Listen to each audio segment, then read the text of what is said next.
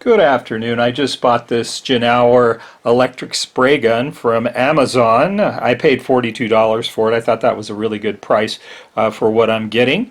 I'll put the link in the description. I'll go over all the stuff that it came with. This is everything. It's spread out on the table. It came with 4 filters for your material that you'll be using, your owner's manual, this back body, which is basically your component, your compression here for your sprayer, which is over here. And it came with 4 nozzles. I really like these nozzles as they're brass. This particular one is a 1mm. This came preloaded. There are 4.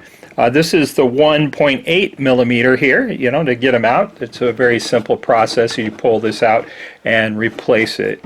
The next one is a 2.8mm right here. Get those in order. And here is a 3mm. If you're wondering about sizes, I'll show you the 2 extremes. Here's the 1mm here. You can see that nice brass, huh? That's what really attracted me to it, is the brass. Some of them come with plastic, they don't hold up too well. And here is your 3mm. This is the one I believe I'll be using, as I'm using primer. It's a fairly heavy material. And it came out with this clean out brush, which is for cleaning your suction tube and other things that you want to use, the brush for. But you would come in here and clean this out. You pull this off and clean it out this way. Get your paint out, your materials. And because I'm using water-based, I would be using soap and water, and they recommend halfway to fill this container, halfway with warm soapy water, which you're doing.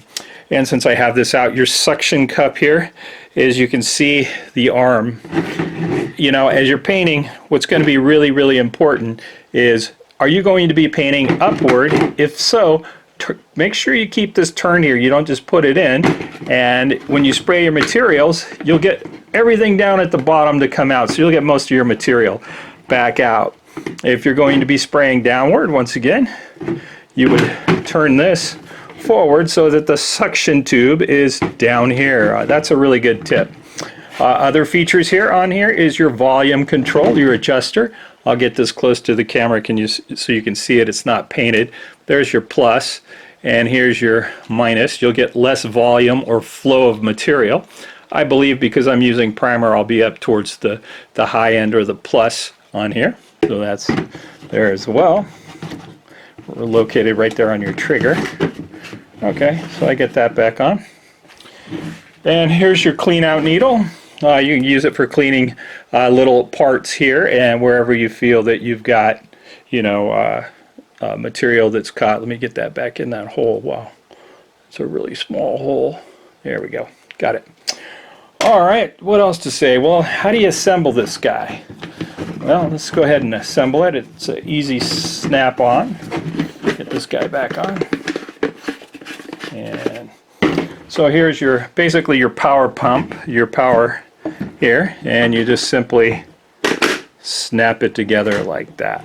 Okay, so there we go. So the final item that I've got to cover here is the DIN cup. The DIN cup is for measuring viscosity of your paint and primer. You go, whoa, I've never heard of DIN. Well, I don't think most people have unless you're an engineer. Essentially what DIN stands for, it's capitalized, it's Deutschland International Norming. And you know that Germans are really renowned for their engineering skills. So what they did is they came up with essentially a viscosity number, so that whatever country you're buying materials in, you're going to have a norm. Essentially you go, well, what is viscosity? It's the thickness of the material. For example, let's say that we were going to spray water. You put it in this cup and the water would flow out, and it would flow out very, very quickly. If you were to pour honey in it at room temperature, it would pour out very slowly.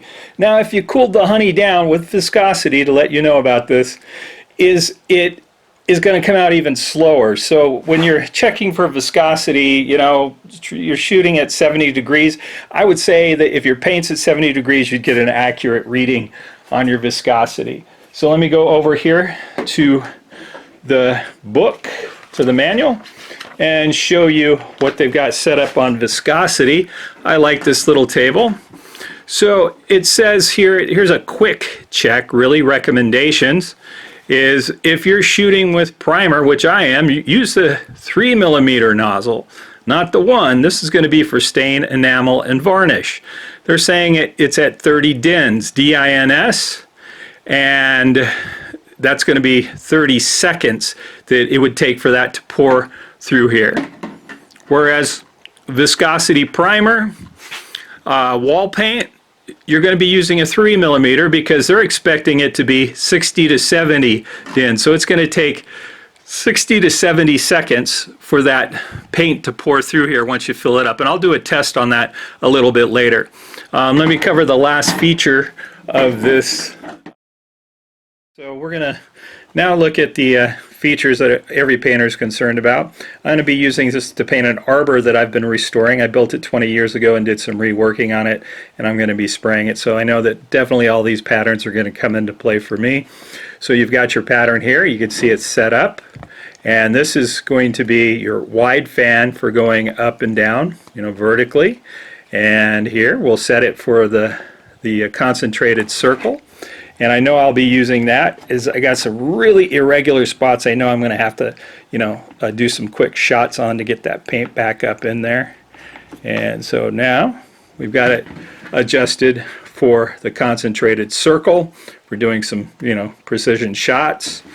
And our last setting, we've got it set, as you can see, on the side-to-side wide fan.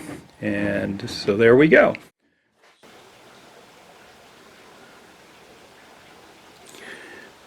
Okay, I'm at 1 minute and approaching, I'm going to say 85% is gone. I think that's probably going to do it. There's a technique to changing this out. So we're going to go ahead and put in the 3mm nozzle as I'm spraying some fairly heavy primer. And so we're going to go ahead and take out this. Notice I'm pulling the trigger, and I'm going to pull the trigger here, and there's a little groove here, if you can see that right there. Get you a line at the bottom, and I'm going to go ahead and do that and slip it in. So that's in, and this goes on. And